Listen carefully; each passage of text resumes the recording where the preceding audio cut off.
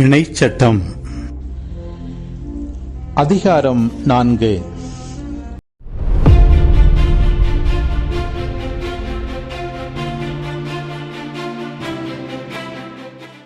இப்பொழுது இஸ்ரவேலரே கேளுங்கள், நான் உங்களுக்கு கற்றுத்தரும் நியமங்கள் முறைமைகளின்படி ஒழுகுங்கள். அதனால் நீங்கள் வாழ்ந்து உங்கள் மூதாதையரின் கடவுளாகிய ஆண்டவர் உங்களுக்கு கொடுக்கும் நாட்டுக்குச் சென்று அதை உரிமையாக்குவீர்கள். நான் உங்களுக்கு கட்டளையிட்டு சொல்பவற்றோடு எதையும் சேர்க்கவும் வேண்டாம், அதிலிருந்து எதையும் நீக்கவும் வேண்டாம். உங்கள் கடவுளாகிய ஆண்டவரின் கட்டளைகளை நான் உங்களுக்கு கற்றுத்தருகிறேன், அவற்றை பின்பற்றுங்கள். பாகால் பெகோரில் ஆண்டவர் செய்ததை உங்கள் கண்ணால் கண்டீர்கள். பெகோரின் தெய்வமாகிய பாகாலை பின்பற்றியவர்கள் உங்களிடையே இல்லாதவாறு உங்கள் கடவுளாகிய ஆண்டவரால் அழிக்கப்பட்டார்கள். மாறாக உங்கள் கடவுளாகிய ஆண்டவரை உறுதியாக பற்றி கொண்ட நீங்கள் இன்றும் வாழ்கின்றீர்கள். நம் கடவுளாகிய ஆண்டவரின் கட்டளைப்படியே நியமங்களையும் முறைமைகளையும் உங்களுக்கு கற்றுத்தருகிறேன். எனவே நீங்கள் போய் உரிமையாக்கிக் கொள்ளும் நாட்டில் அவற்றை பின்பற்ற வேண்டும். நீங்கள் அவற்றை பின்பற்றி நடங்கள். அதுவே மக்களினங்கள் முன்னிலையில் உங்கள் ஞானமும் அறிவாற்றலுமாய் விளங்கும். இந்த நியமங்களை கேள்வியோரும் அனைவரும் உண்மையில் இப்பேரினும் ஞானமும் அறிவாற்றலும் கொண்ட மக்களால் ஆனது என்பர்.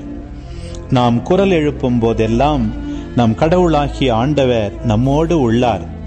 அவரை போல் மக்களுக்கு மிகவும் நெருங்கிய கடவுளை கொண்ட வேறு பேரினும் ஏதாகிலும் உண்டா? நான் இன்று நேர்மை மிகு சட்டங்களை உங்களுக்கு தந்துள்ளேன். இவற்றை போன்ற நியமங்களையும் முறைமைகளையும் கொண்ட வேறு பேரினும் ஏதாகிலும் உண்டா? கவனமாயிருங்கள். உங்கள் கண்களால் நீங்கள் கண்ட அனைத்தையும் மறந்து போகாதபடி உங்கள் இதயங்களில் காத்து கொள்ளுங்கள். உங்கள் வாழ்நாள் முழுமையும் நீங்கள் அவற்றை மறக்க வேண்டாம். உங்கள் பிள்ளைகளுக்கும் பேரப்பிள்ளைகளுக்கும் அவற்றை எடுத்து கூறுங்கள். ஓரேபில் உங்கள் கடவுளாகிய ஆண்டவர் முன்னிலையில் நீங்கள் நின்ற நாளை மறந்துவிட வேண்டாம். அன்று ஆண்டவர் என்னிடம், மக்கள் கூட்டமைப்பை என் முன் கூடி வரச் செய், அவர்கள் என் வார்த்தைகளை கேட்கச் செய்வேன். அதனால் அவர்கள் இத்தரையில் வாழும் நாளெல்லாம் எனக்கு அஞ்சி நடக்க கற்றுக்கொள்வர், அவ்வாறே பிள்ளைகளுக்கும் கற்றுக் கொடுப்பர் என்றார். நீங்களும் மலையடிவாரத்தில் வந்து நின்றீர்கள். மலையினின்று நெருப்பு எழும்பி வானம் மட்டும் எட்ட மலைமுகட்டை காரிருளும் மேகமும் சூழ்ந்தன. நெருப்பிலிருந்து ஆண்டவர் உங்களோடு பேசினார். பேச்சு ஒலியை நீங்கள் கேட்டீர்கள், உருவம் எதையும் காணவில்லை, குரல் மட்டும் கேட்டது. அப்பொழுது அவர் தம் உடன்படிக்கையை உங்களுக்கு அறிவித்து 10 கட்டளைகளை தந்து அதை பின்பற்றும்படி ஆணையிட்டார். அதை அவர் 2 கற்பலகைகளில் எழுதினார். நீங்கள் சென்று உரிமையாக்கிக் கொள்ளும் நாட்டில் கடைபிடிக்கும்படி உங்களுக்கு நியமங்களையும் முறைமைகளையும் கற்பிக்குமாறு எனக்கு கட்டளையிட்டார். ஓரேபு மலையில் நெருப்பினின்று ஆண்டவர் உங்களோடு பேசிய அந்நாளில் நீங்கள் எந்த உருவத்தையும் காணவில்லை. எனவே மிகவும் எச்சரிக்கையாயிருங்கள். நீங்கள் அழிவுக்கு உள்ளாகாதபடி சிலைகளை செய்யாதீர்கள். ஆண் அல்லது பெண், நிலத்தின் விலங்குகள் அல்லது வானத்து பறவைகள், தரையில் ஊர்வன அல்லது தரைக்கு கீழே நீரில் வாழும் மீன்கள், எந்த உருவத்திலும் சிலைகளை செய்யாதீர்கள். மேலும் வான் நோக்கி கண்களை உயர்த்தி கதிரவன், நிலா, விண்மீன்கள், வான்படைகள் ஆகிய நீங்கள் கண்ணால் காணும் பொருள்களுக்கு முன் மண்டியிட்டு வணங்காதபடி எச்சரிக்கையாயிருங்கள். ஏனெனில் உங்கள் கடவுளாகிய ஆண்டவர் வானத்துக்கு கீழுள்ள எல்லா மக்களினங்களுக்கும் பணிபுரியவே அவற்றை ஏற்படுத்தியுள்ளார். இன்று இருப்பது போல் நீங்கள் அவரது உரிமை சொத்தான மக்களாகும்படி இரும்பு சூளையாகிய எகிப்திலிருந்து உங்களை கூட்டி வந்தவர் ஆண்டவரே. ஆனால் உங்களின் செயல்களுக்காக ஆண்டவர் என்மேல் சினம் கொண்டார். நான் யோர்தானை கடந்து போக மாட்டேன் எனவும், உங்கள் கடவுளாகிய ஆண்டவர் உங்களுக்கு உரிமை சொத்தாக கொடுக்கவிருக்கும் அந்த வளமிகு நாட்டுக்குள் நான் நுழைய மாட்டேன் எனவும் ஆணையிட்டு கூறினார். ஏனெனில் நான் இப்பகுதியிலேயே இறப்பேன், யோர்தானை கடந்து செல்ல மாட்டேன். ஆனால் நீங்கள் கடந்து அந்த வளமிகு நாட்டை உடைமையாக்கிக் கொள்வீர்கள். எனவே உங்கள் கடவுளாகிய ஆண்டவர் உங்களோடு செய்துள்ள உடன்படிக்கையை மறந்துவிடாதீர்கள். மேலும் உங்கள் கடவுளாகிய ஆண்டவர் கட்டளையிட்டபடி எந்த ஒரு உருவத்திலும் உங்களுக்கென சிலையை செய்யாதபடி கவனமாயிருங்கள். ஏனெனில் உங்கள் கடவுளாகிய ஆண்டவர் அழிக்கும் நெருப்பு போன்றவர். அவர் வேற்று தெய்வ வழிபாட்டை சகிக்காத இறைவன். நீங்கள் பிள்ளைகளையும் பேரப்பிள்ளைகளையும் பெற்று நாட்டில் நெடுநாள் வாழ்ந்த பின் இழிசெயல் புரிந்து ஏதேனும் ஓர் உருவத்தில் சிலையை உருவாக்கி உங்கள் கடவுளாகிய ஆண்டவருக்கு எதிராக தீயதை செய்து அவருக்கு சினமூட்டுவீர்களாயின், இன்றே விண்ணையும் மண்ணையும் உங்களுக்கு எதிரான சான்றுகளாக ஏற்படுத்துவேன். நீங்கள் யோர்தானை கடந்து சென்று உடைமையாக்கிக் கொள்ள போகும் அந்த நாட்டிலிருந்து விரைவில் முற்றிலும் அழிந்து போவீர்கள். நீங்கள் அங்கு வெகுநாள் வாழ மாட்டீர்கள், மாறாக வேரோடு சாய்க்கப்படுவீர்கள்.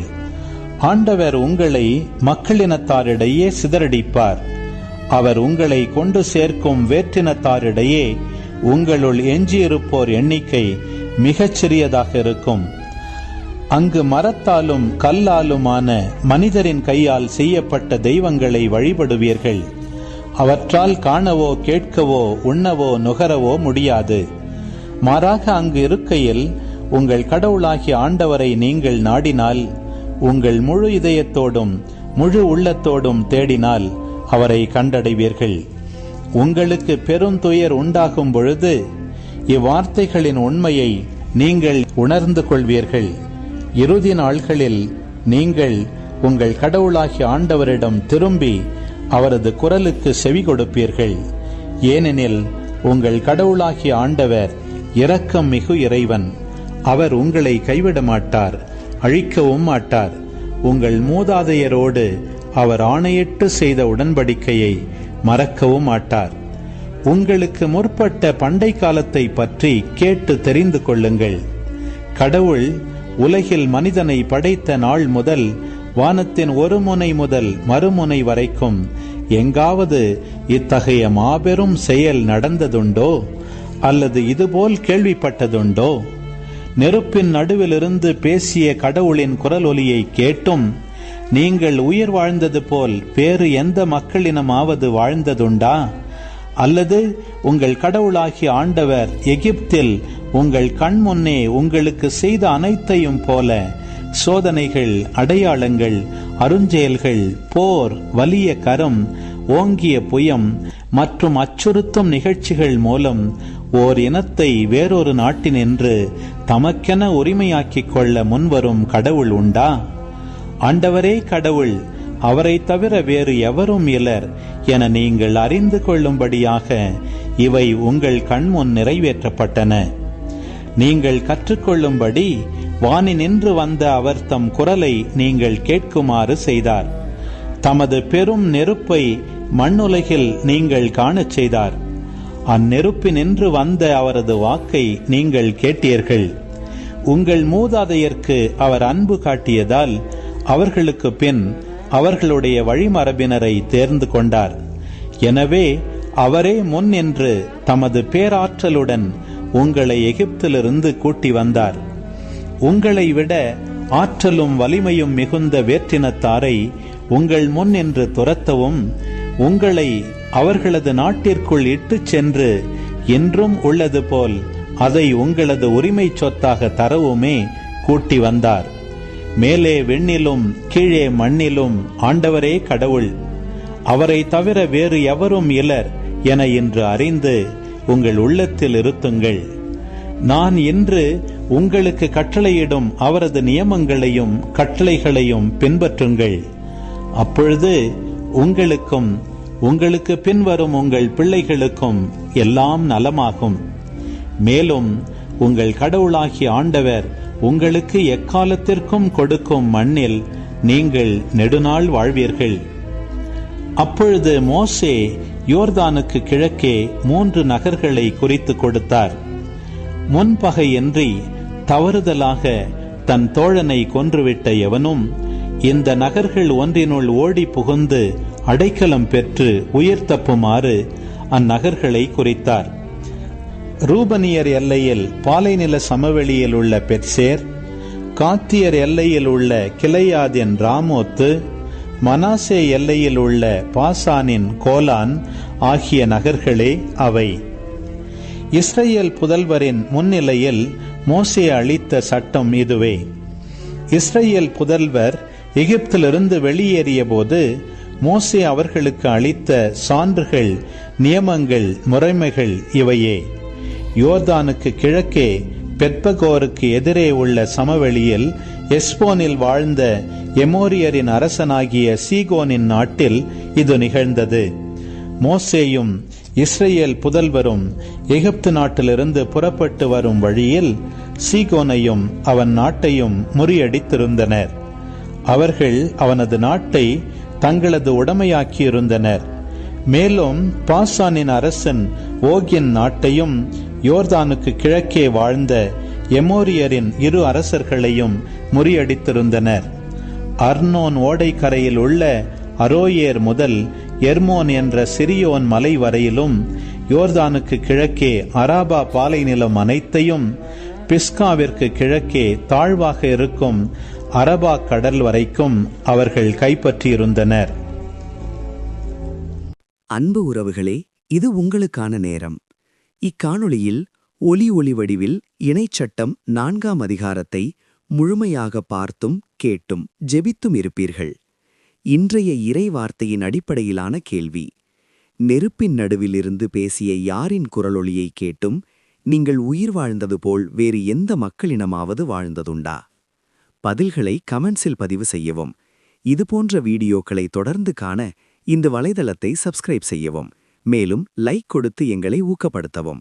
இப்பதிவுகளை மற்றவரோடு பகிர்ந்து ஷேர் செய்து நாளும் திருவிவிலியத்தின் ஒரு அதிகாரத்தை வாசிக்கவும், கேட்கவும், பார்க்கவும் நீங்கள் உதவிடலாம். மீண்டும் அடுத்த காணொளியில் சந்திப்போம். இந்த நாள் இனிய நாளாய் அமையட்டும். இறைவன் உங்களை ஆசிர்வதிக்கட்டும்.